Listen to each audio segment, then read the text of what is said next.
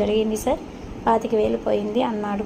నిజమా అన్నాను కంఠంలో ఆతృత ధ్వనింపజేస్తూ.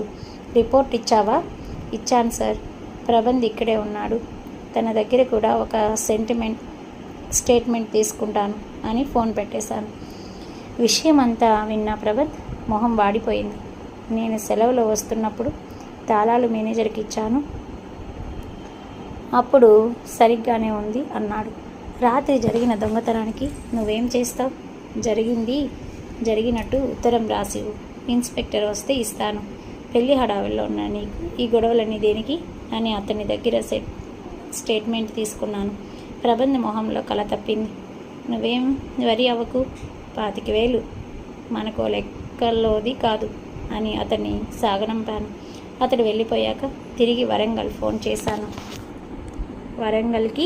ఫోన్ చేశాను.